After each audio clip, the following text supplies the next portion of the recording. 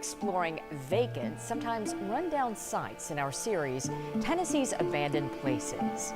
Our second stop is Knoxville College. The more than 140-year-old campus has struggled to overcome challenges. Though the college is aiming to rehab the campus, many buildings continue to deteriorate. Here's 10 News reporter Leslie Ackerson and Elizabeth Sims with an up-close look. Right there. If you look closely at the bricks on the front of the administration building, you can see thumbprints and palm prints. Small signs of dedication still evident in a place that is slowly decaying. There was also a brickyard on campus where students made bricks, and all of the buildings on the front of the campus, except for the very first building, were built by students. Lovingly built by hand, Knoxville College is now a skeleton of the glory days. Our buildings now are in great disrepair. It's going to take a lot of money to get them up to standard.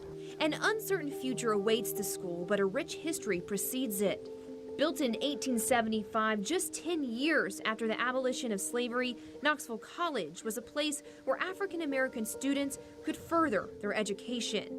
And years ago, these grounds were a place of comfort for historian Robert Booker. But I remember the camaraderie here. We had students from all across the country and some foreign students. We knew everybody basically by name. The once beautiful campus even hosted Dr. Martin Luther King Jr.